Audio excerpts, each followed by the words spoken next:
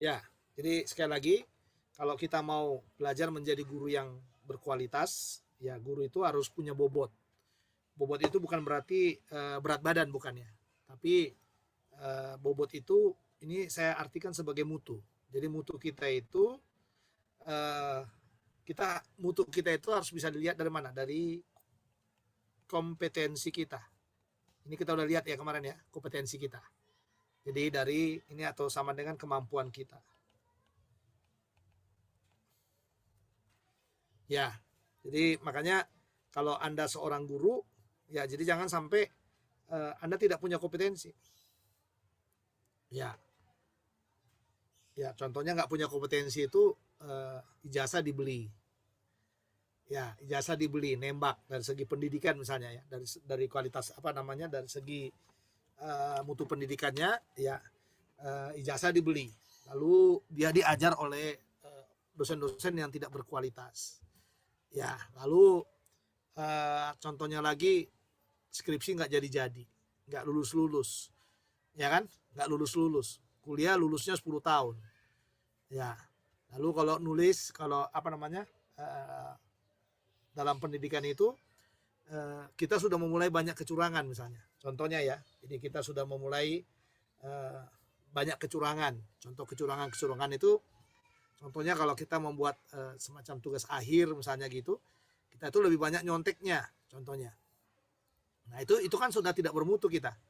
Ya jadi sebenarnya mutu itu dimulai dari mana? Dimulai dari awal pembentukan kita. Ya jadi kalau kita mau bermutu, ya supaya ada kompetensinya, ini mulai dari mana? Mulai dari bangku studi. Ya karena kita mahasiswa PAK, berarti dimulai dari apa? Pembentukan kita. Pembentukan kita dalam kuliah. Nah ini dalam kuliah. Jadi kita harus benar-benar bisa menunjukkan mutu kita dengan baik di sana. Ya jadi kalau sampai dalam kuliah aja kita udah nggak bener misalnya gitu ya, ya nanti kesananya ya pasti nggak benar. Kita akan menjadi apa namanya, menjadi guru yang nggak benar terus, kerjaannya nggak benar terus pekerjaannya. Ya, nah ini ya teman-teman ya, kita penting menjadi guru yang berkualitas ya. Nah kalau kita melihat ya dalam beberapa buku yang ada, ya kalau kita lihat seperti ini, kenapa sih penting kualitas itu? Jadi kedudukan atau peran kualitas itu kenapa penting? Ya, nah fungsi kita itu, fungsi seorang guru itu ya, ini kalau kita lihat ini kedudukan peran kualitas itu, fungsi guru itu ada 3 ini. Jadi kalau dibuat seperti segitiga, ya segitiga apa namanya, peran guru itu ya. Jadi di sini ada guru, ya, di sini ada guru, lalu di sini ada dunia, ya, dunia, lalu di sini ada peserta didik.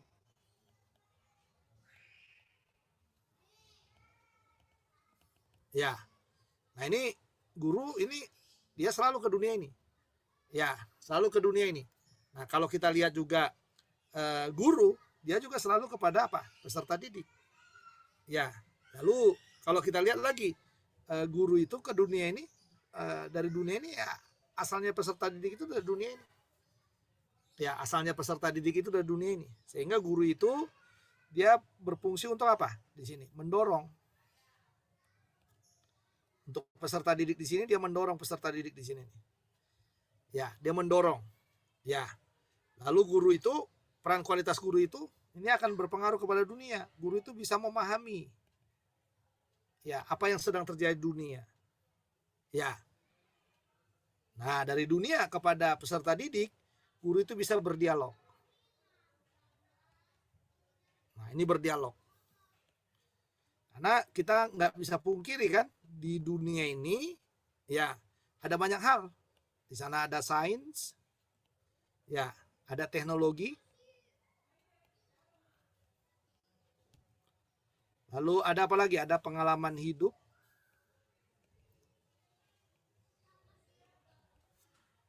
lalu ada konteks budaya, ada budaya,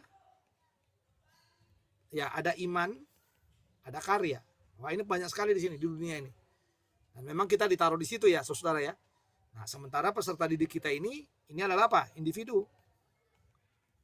Dia adalah individu, jadi bukan monyet, bukan binatang ya, tapi dia individu. Dia juga adalah makhluk religius.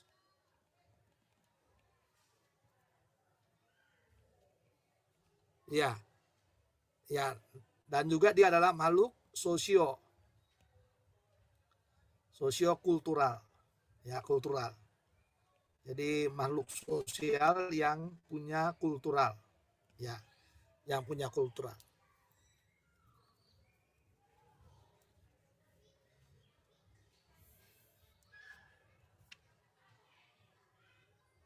Nah, sehingga kalau saudara melihat misalnya ini ya Peterson, ya ini Peterson, dia mengatakan begini, dalam melaksanakan tugasnya seorang guru biasanya dipengaruhi oleh, ya jadi guru katanya dia, kata Peterson ini guru itu dipengaruhi oleh apa? Oleh falsafah, ya, falsafah atau pandangan, ya pandangan hidup yang dianutnya.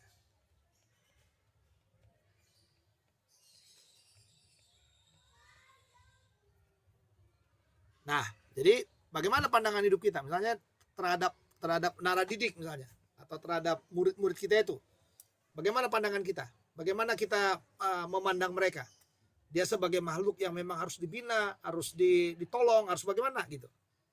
Nah, ini akan mempengaruhi kita nanti di dalam falsafah pandangan hidup kita itu, ya. Atau murid itu hanyalah murid yang hanya apa namanya itu, yang hanya kita poroti saja. Nah, itu misalnya. Ya. Nah, ini tergantung kita.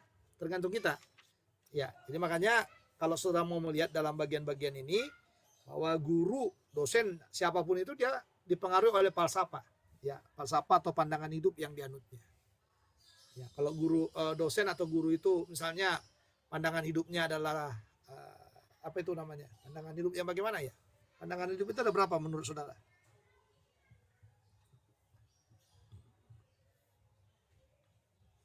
Ada berapa pandangan hidup atau falsafah hidup itu?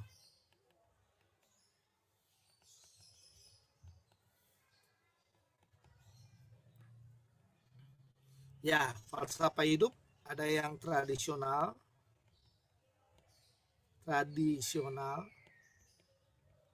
lalu ada juga yang kontemporer. Ya, atau mungkin kontemporer ini ya, di kontemporer ini bisa jadi dia bisa jadi apa? Bisa jadi dia liberal, ya liberal, atau dia juga bisa jadi ateis, ya karena dia kontemporer. Ya, tapi bisa juga kalau kita bisa lihat bisa juga dia religius. Tergantung dia, ya tergantung dia di situ. Nah kalau yang tradisional itu ya pandangan hidupnya kelihatan kuno. Tapi dia pegang apa? Prinsip hidup masa lalu kok sangat kuat. Ya sangat kuat dia prinsip hidup masa lalu. Ya prinsip hidup masa lalu itu sangat kuat. Nah sehingga kalau kita bisa melihat pandangan tradisional ini biasanya mereka ini adalah orang-orang konservatif. Ya konservatif. Jadi orang-orang ekstrim. Ya ekstrim. Salah satu contoh seperti skripsinya si Mirna, ya judulnya tentang karakter anak ya, karakter anak. Si Mirna salah satu bilang anak nggak punya sopan santun. Nah ini contohnya, ya sopan santun. Ya, nah sopan santun yang kayak mana? Kalau dia konservatif di tradisional, ya memang murid mungkin akan mencium tangannya guru, contohnya. Ya, murid akan mencium tangannya guru, atau murid mungkin kalau ngelihat guru itu akan takut. Ya kan? Murid kalau ngelihat guru itu mungkin agak merasa serem gitu, seperti itu. Nah, itu kalau bicara sopan santun dari sudut orang-orang tradisional. Ya. Tapi kalau orang kontemporer Ya murid itu kalau ketemu, hai bro, hai bro, apa kabar bro? Orang-orang kontemporer nggak ada masalah. Ya, nggak ada masalah kan? Apa masalahnya? Ya, ya kayak kalian contohnya.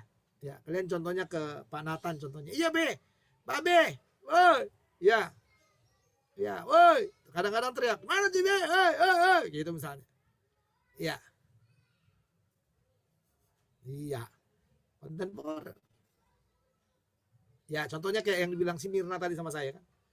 Ya, karena saya guru mungkin antara, kalau saya antara tradisional dan kontemporer. Di antara konsep ini. Ya, saya bilang Mirna, Mirna, kamu masih kuliah apa enggak? Enggak pernah kelihatan di cepol, saya lihat, saya bilang. Lalu dia bilang gini sama saya, bapak yang enggak kelihatan batang hidungnya, katanya gitu. Nah, batang hidungnya itu saudara ya.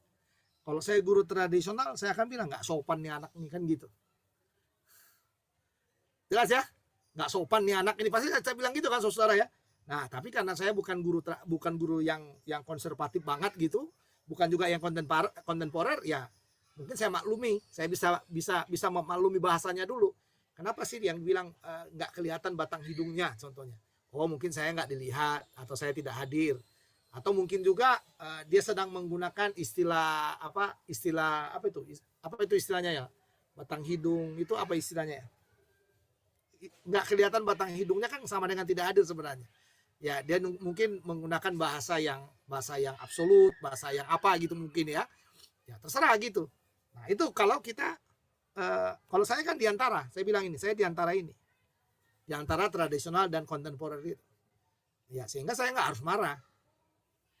Ya, ya. Atau contohnya kalau guru bilang sama murid misalnya, bego banget sih kalian gitu misalnya. Ya kalau orang tradisional, muridnya tradisional, bego banget. Akan kita bilang apa? Ih bapak itu kasar banget lo kalau ngomong gitu. Pasti gitu kan? Nah tapi kalau orang di antara atau orang kontemporer misalnya, orang kontemporer mendengarkan yang seperti itu, nah itu udah biasa.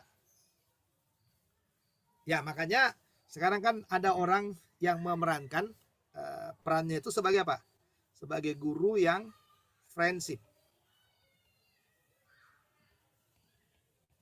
Friendship itu tahu apa? Guru yang jadi teman, jadi sahabat buat naradidiknya. Nah guru-guru ini yang di dunia kontemporer sekarang, di dunia yang maju sekarang, guru-guru ini yang bisa diterima. Jadi bukan guru-guru yang menampilkan tampilan tradisional, ya kan? Kemana-mana pakai sarung misalnya gurunya, gitu. Bukan. Atau kemana-mana pakai kopiah dia datang dengan bahasa yang sangat, Nak Mirna, bagaimanakah dengan keadaanmu hari ini? Gitu. Ya, kalau saya dengan Mirna mungkin akan ngomong, Mirna, lu udah gak lama gak kelihatan, kemana aja sih lu? Nah itu misalnya, beda bahasanya. Nah, dan itu harus dipahami dari sudut apa tadi? Dari sudut kultural itu. Ya, kultural itu ya. Ini kita di kultur apa? Di kultur budaya Betawi misalnya. Ya, yang lu gue. Jadi istilah lu, gue, ya nggak ada masalah. Nggak ada masalah. Kalau di tempat kita sekarang ini nggak masalah kan, di Jakarta dibilang lu gue itu nggak masalah. Ya tapi ya jangan bilang itu sama orang-orang yang lain yang istilahnya yang nggak ngerti budaya kultur itu gitu. Paham ya teman-teman ya?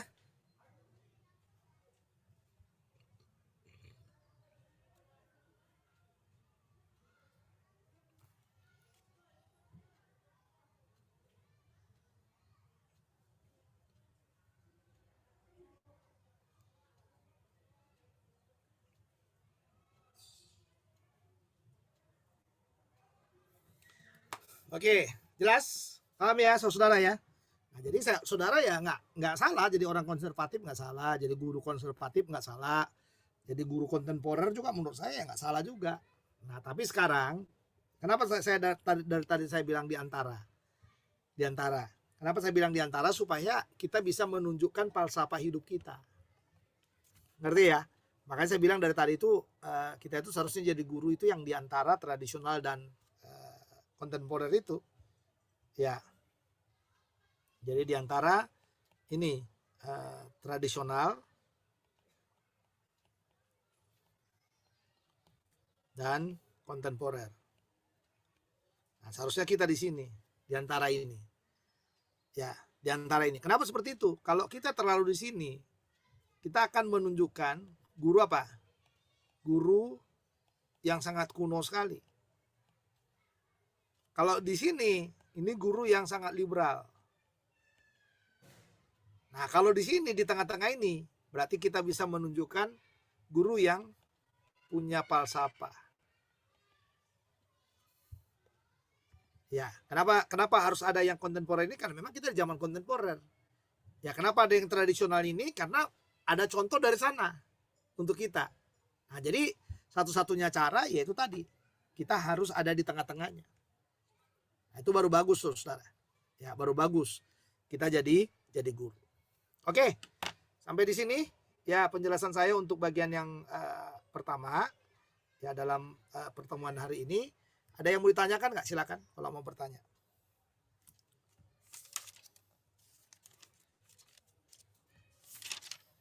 Nah, jadi sekarang kalau nggak ada yang mau nanya, ya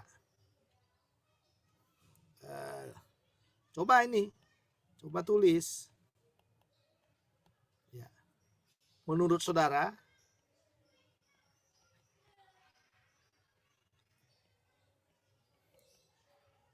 guru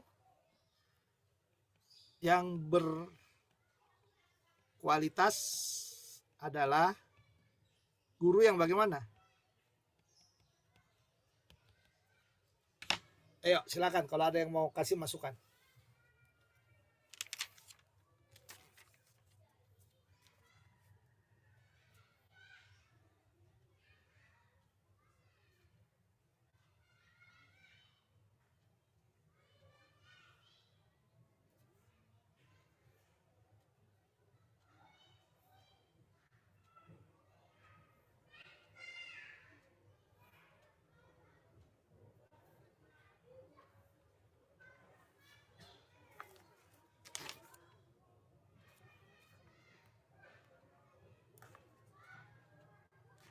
Bagaimana? Oke, kalau nggak dijawab ya 5 menit japri ke saya jawaban saudara. Ya, saya tunggu 5 menit ya. Jadi menurut saudara guru yang berkualitas adalah guru yang apa? Silakan. Langsung japri ke saya. Bisa dijawab langsung, Pak? Nggak usah, japri aja. Biar cepat.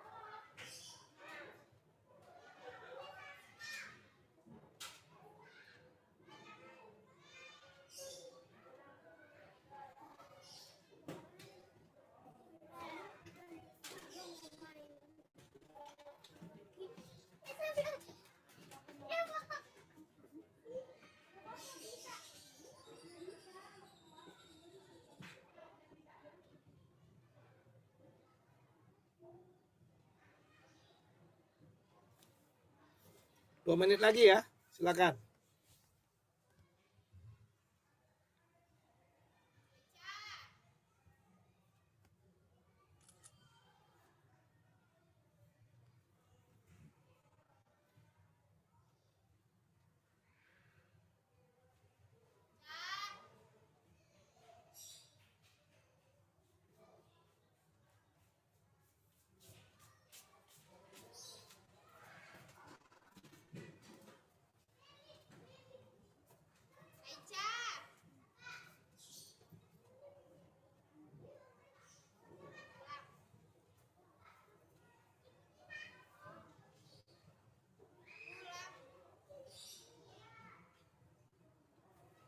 Ya,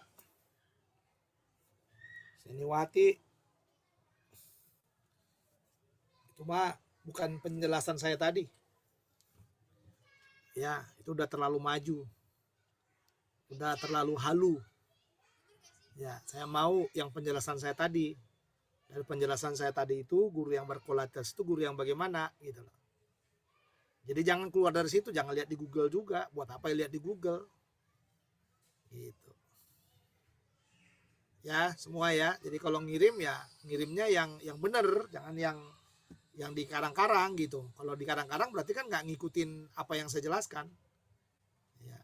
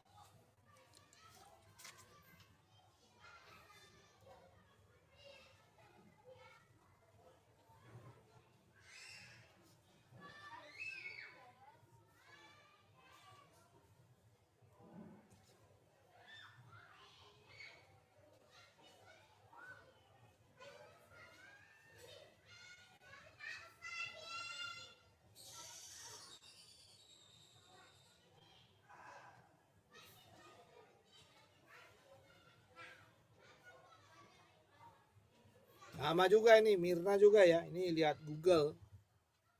Saya bukan minta yang kayak gini, yang saya jelaskan tadi yang diperlukan.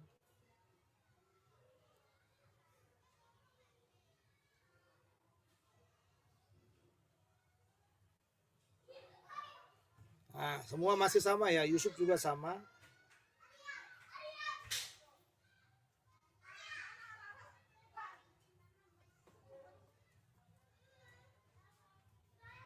Ya, ini yang mendekati yang dibuat sama Apri, yang sesuai dengan penjelasan saya.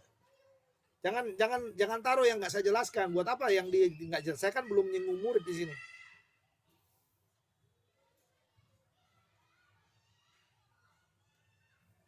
Ya, ini Misda juga ini masih agak-agak jauh ini Misda, masih halu.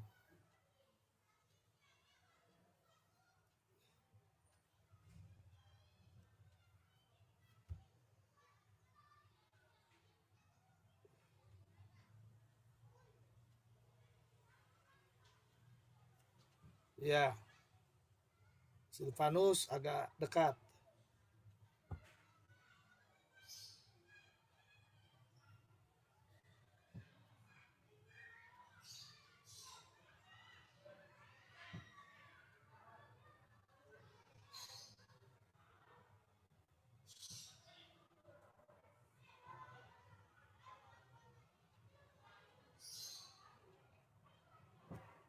Oke, Siningsi lumayan nih.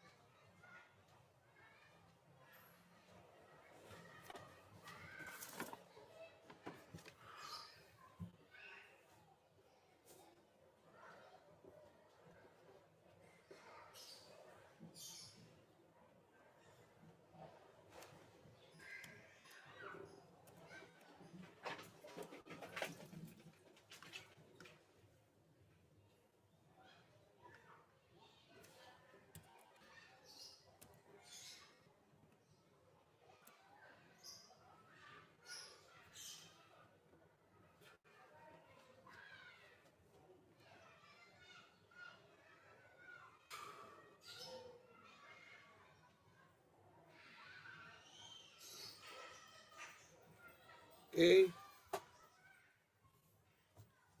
Baik, kalau semuanya sudah, waktunya habis ya. Saya rasa waktunya cukup.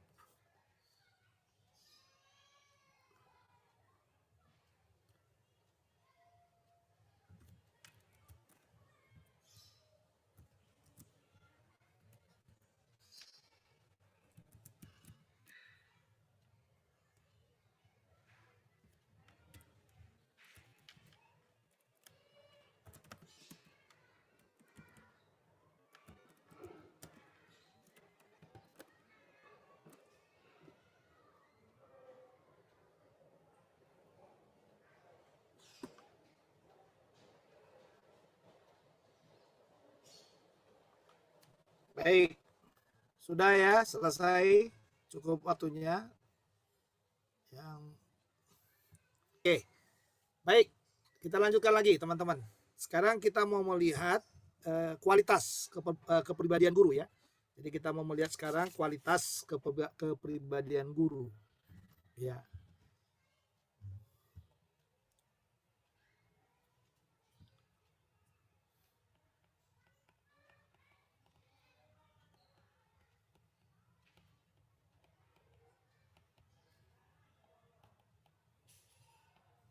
Ya, kualitas kepribadian guru. Ya. Nah, jadi kalau kita mau membahas yang disebut dengan kualitas kepribadian guru, ini sudah tentu sorotannya adalah dari Alkitab. Ya, dari Alkitab karena Anda adalah guru Kristen ya. Anda kan guru Kristen. Ya, bukan guru yang lain kan? Ya, guru Kristen. Jadi kalau Anda guru Kristen berarti yang menyoroti kualitas kalian itu atau kualitas kalian itu harus bisa dilihat dari apa? Dari sudut iman Kristen. Ya, harus bisa dilihat dari sudut iman Kristen.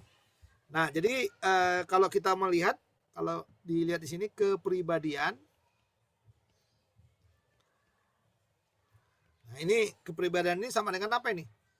Ya, kepribadian ini sama dengan berkaitan dengan atau sama dengan watak, ya karakter, pola pikir, emosi, lalu sikap dan kebiasaan ya, dan kebiasaan. Ya, jadi watak, karakter, pola pikir, emosi, sikap ya, sikap dan kebiasaan. Nah, jadi kita harus lihat ya bahwa guru itu ya harus bisa dilihat di sana. Kalau dibilang kepribadiannya, ya itu berkaitan dengan ini tadi, watak, karakter, pola pikir, emosi, sikap dan kebiasaannya. Ya, kebiasaannya. Makanya kalau guru itu kebiasaannya jelek, nah itu ngeri itu. Ya, jadi jangan guru kalau punya kebiasaan yang jelek atau karakter yang jelek. Ya.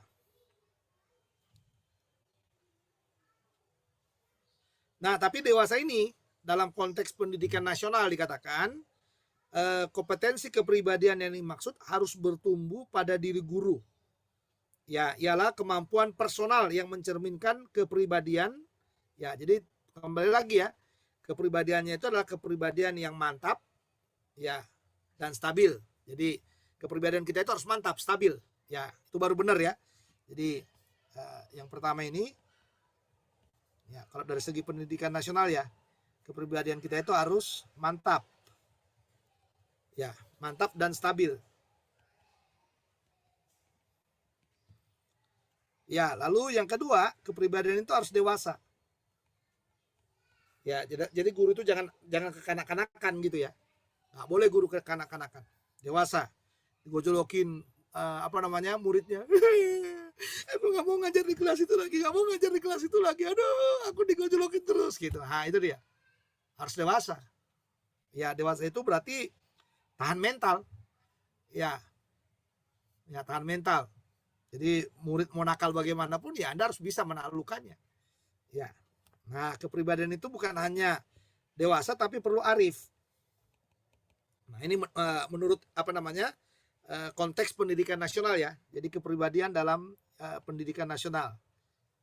Pendidikan nasional, PENAS, ya, pendidikan nasional.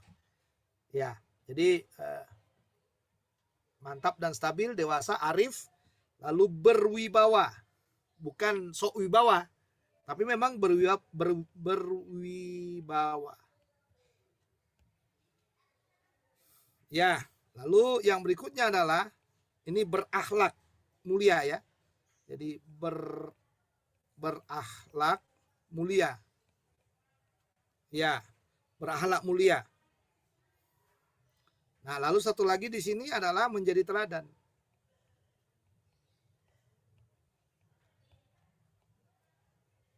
Ya, bagi peserta didik.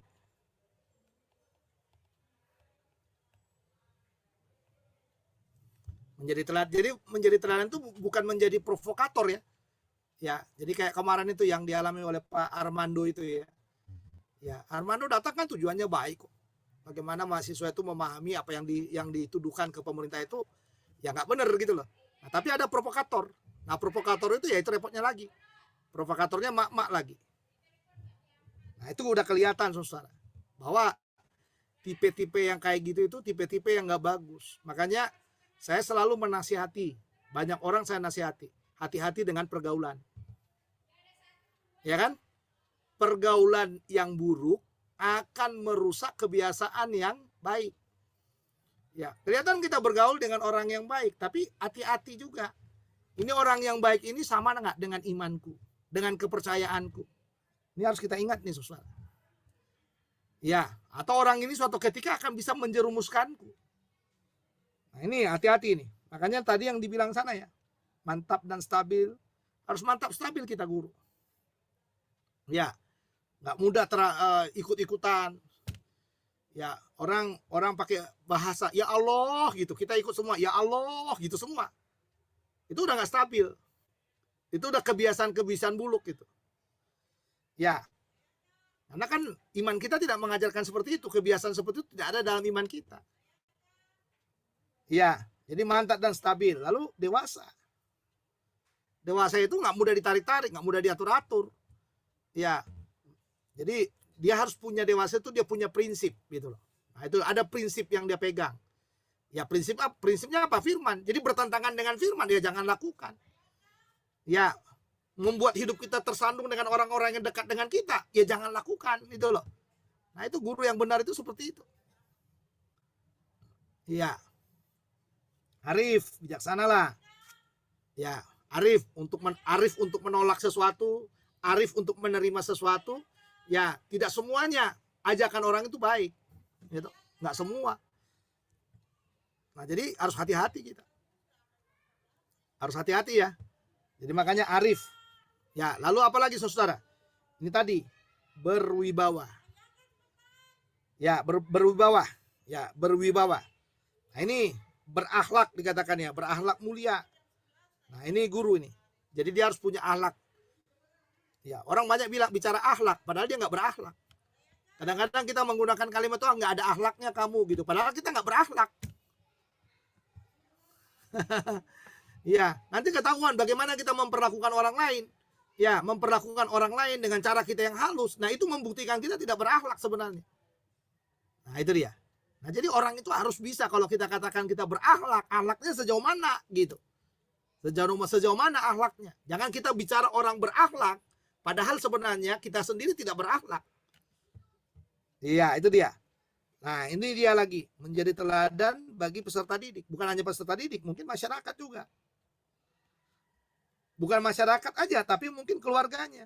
Ini lebih kecil ya, karena dia bertolak dari peserta didiknya, dia keluar ke masyarakat, lalu dia ada di dalam keluarganya. Tuh, kalau kita istri misalnya, bagaimana pandangan suami kita? Ya, pandangan suami kita. Ya. Bentar ya. Ya. Bagaimana pandangan suami kita terhadap diri kita setiap hari? Kalau kita seorang istri, guru yang jadi istri misalnya. Ya, ibu rumah tangga jadi guru misalnya. Bagaimana pandangan suami kita? Atau sama juga, kita suami jadi guru, bagaimana pandangan istri kita kepada kita? Kalau dalam dalam 1 Timotius itu jelas sekali syaratnya ya. Ya, syaratnya menjadi seorang pemimpin itu ya harus disegani oleh keluarganya, didengar oleh keluarganya. Nah, kalau kita guru juga menurut saya hampir sama juga lah. Kalau kita melihat menyorotinya dari sudut apa? Dari sudut Alkitab ya. Dari sudut Alkitab. Ya, kita harus lihat saudara bahwa memang ya seorang guru itu ya harus dihormati. Bagaimana murid Anda menghormati Anda? Anak-anak Anda nggak menghormati Anda kok. Ya kan? Anak-anak Anda nggak menghormati Anda. Nah, itu repot tuh saudara. Nah, jadi itu yang saya bilang. Jadi kepribadian guru menurut PENAS ini, pendidikan nasional ini, nah ini harus kita pegang nih, saudara. Ya, jelas sampai di sini ya. Jelas sampai di sini ya. Nah, jadi sehingga kalau kita mau melihat kualitas dari sudut iman Kristen ya tadi ya, dari sudut iman Kristen itu, ya yang pertama itu kualitas kepribadian guru itu yang pertama dia harus bertumbuh.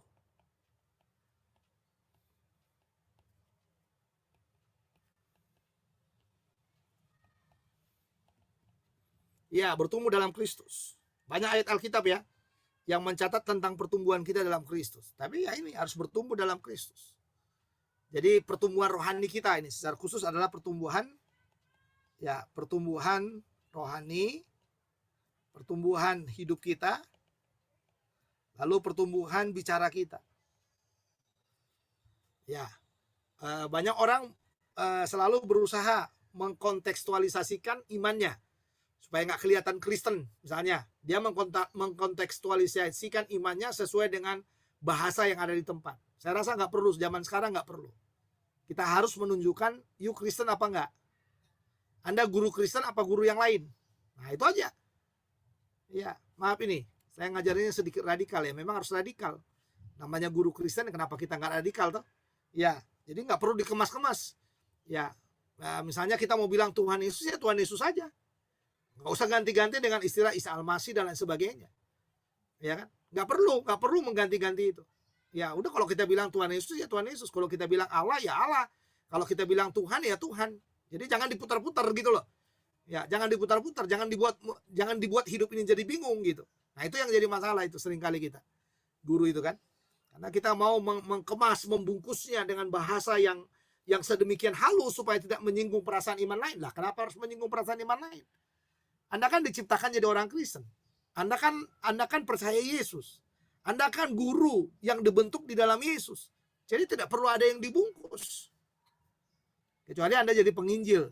Nah, ini kan kecuali Anda jadi penginjil. Tapi kalau Anda guru hadir di sekolah, nggak perlu pakai bahasa-bahasa yang halus, bahasa-bahasa dikontekstualisasikan ya. Nggak perlu. Udah bicara apa adanya. Iya. Jelas ya saudara? Nah, jadi bukti-bukti pertumbuhan kita itu akan lihat dari kerohanian kita, dari hidup kita, ini tampilan hidup ya. Jadi pertumbuhannya itu, hidup itu tampilannya bagaimana. Lalu juga pertumbuhan dari segi bicara kita. Nah, itu harus kelihatan saudara. Ya, jadi jangan sampai kita ini nggak kelihatan. Ya, nggak kelihatan itu. Ya. Nah, yang kedua, kualitas yang kedua itu kita itu harus dalam bimbingan Roh Tuhan.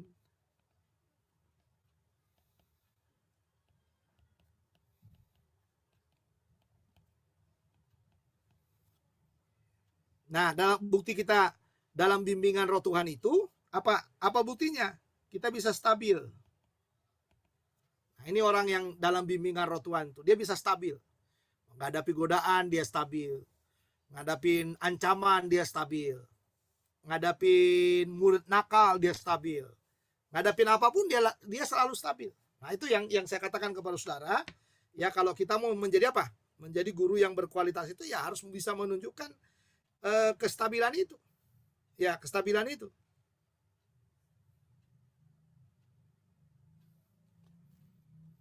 Ya. Jadi stabil ya.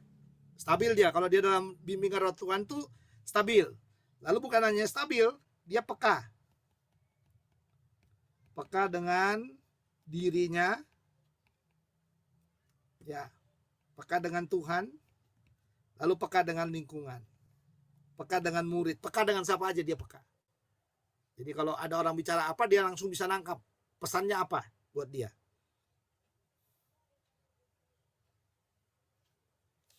Iya. Nah, sudah tentu di dalam bagian ini, kalau dia dalam bimbingan Roh Tuhan itu, dia punya penyerahan. Ya, penyerahan yang terus-menerus. Ya, jadi bukan penyerahan yang sekali-sekali, saudara, tapi penyerahan yang terus-menerus dia lakukan. Nah, itu kalau dia dalam bimbingan Roh Tuhan itu ya seperti itu dia. Ya, dalam bimbingan Roh Tuhan. Oke, jadi kualitas kepribadian yang pertama bertumbuh dalam Kristus, yang kedua dalam bimbingan Roh Tuhan. Lalu yang berikutnya, saudara, mari kita lihat yang berikutnya adalah yang ketiga, dia punya konsep diri positif.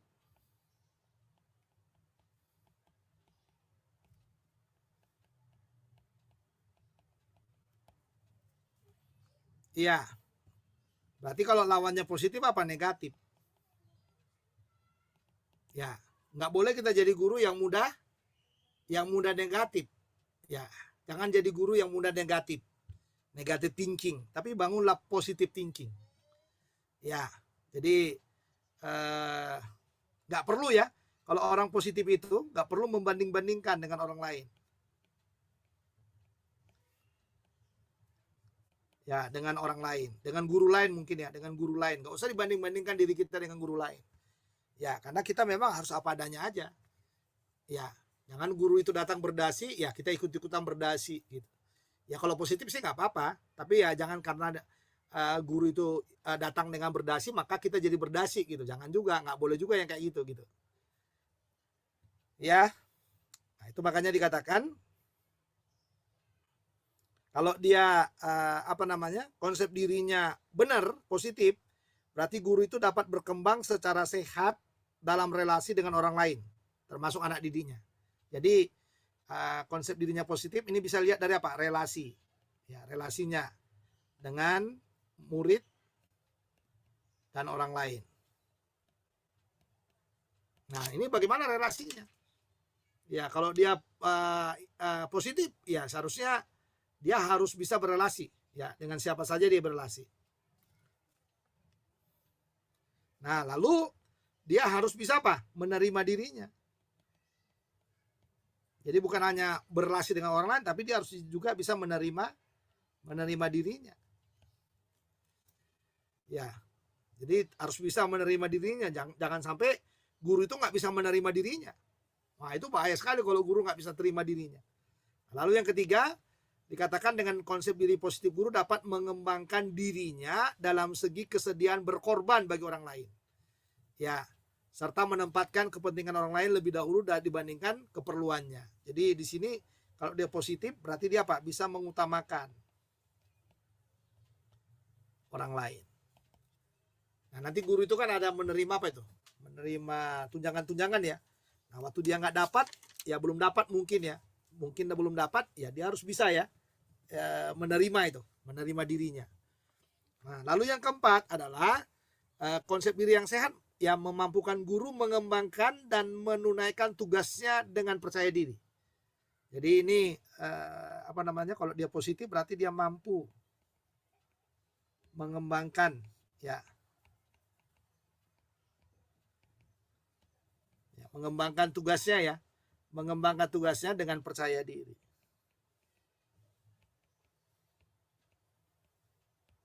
Ya, dengan percaya diri.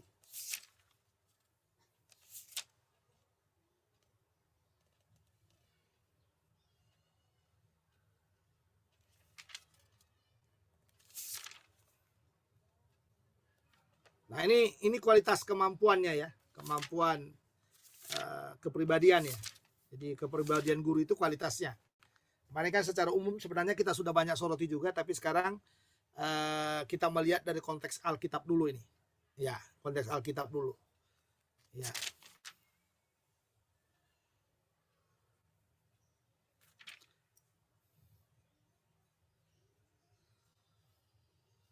Oke. Jelas ya, teman-teman? Jelas nggak?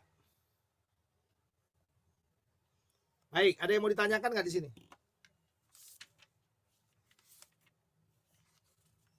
Ya, Kalau tidak ada yang ditanyakan, ya Saya mau berarti bertanya. Anda harus menolong saya. Jadi Anda harus menolong saya sekarang untuk menuliskan. Nah, ini menuliskan lagi ya saudara ya. Ya, jadi ini, Saya mau bertanya, Pak. oh kenapa mau bertanya? Takut dikasih tugas. Enggak, bukan masalah itu. Kan aku Ya, belum ngerti. Jadi aku mau ya, tanya. Kan yang kualitas kemampuan kepribadian guru yang kedua itu kan ada yang namanya dalam bimbingan roh Tuhan. Terus poin-poinnya kan yang terakhir itu kan penyerahan yang terus-menerus. Yang dimaksud penyerahan yang terus-menerus itu penyerahan yang seperti apa, Pak? ya penyerahan hidupmu itu. Sama dengan kamu kalau punya pacar kan menyerahkan diri sama pacar itu kan terus menerus, nggak sekali doang.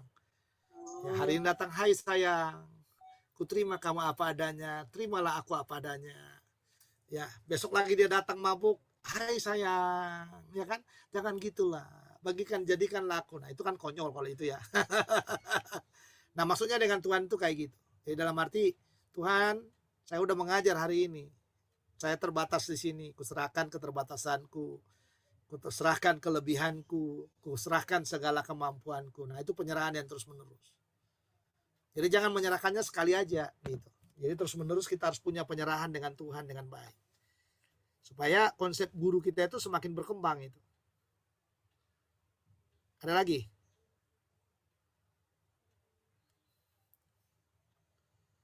Ya, si Misda keluar ya, ketendang ya Misda ya. Dari tadi saya nggak lihat dia. Oh ada dia ya. Iya, saya pikir dia ketendang sampai ke Pademangan. Bapak ini aneh-aneh aja. Bahkan bisa ketendang sampai ke Pademangan kan bisa. Kalau tendang keras kan bisa aja. Ya nggak mungkin lah Pak masa sampai di Pademangan. Ya, kan bahasa hiperbola.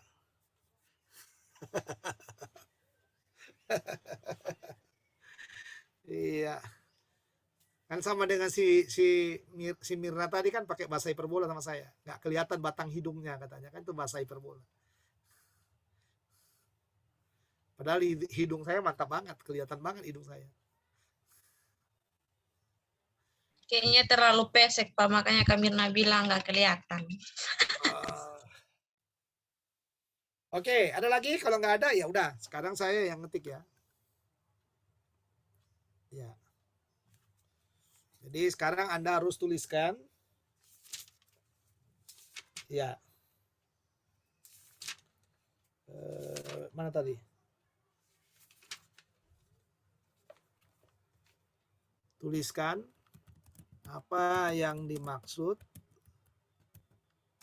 dengan kualitas kepribadian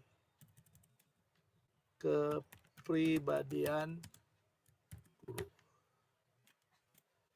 Oke, silakan. Saya tunggu, Wow. Tuliskan apa yang dimaksud dengan kualitas kepribadian guru. Monggo ditulis.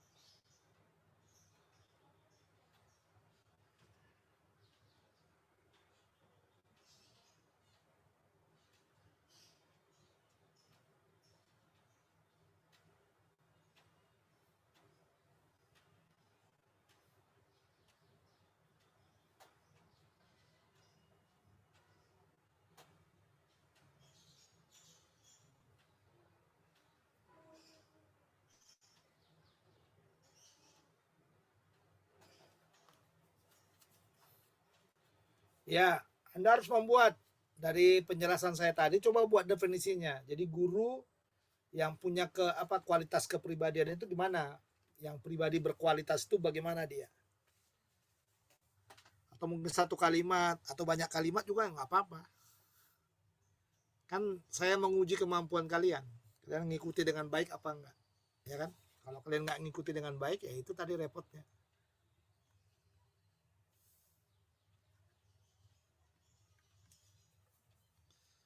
Iya. Kalau kita ngikuti dengan baik dari awal kan pasti bisa bisa ngirim lah. Ya, nggak usah lihat Google ya, nggak perlu lihat Google.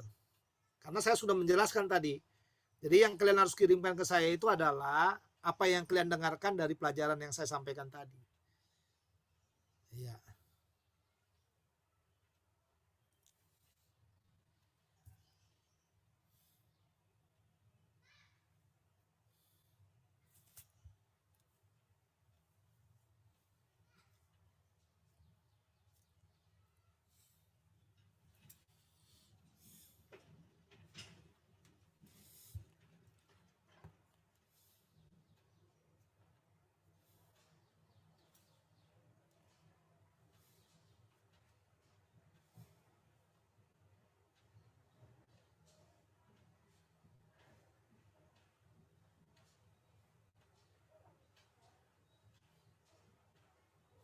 Ini Lasriani baru ngirim yang pertama tadi ya.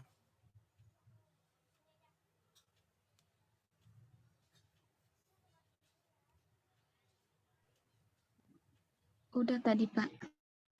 Oh iya, maksudnya yang ini belum ya. Tadi belum saya baca kali ya. Iya, Pak.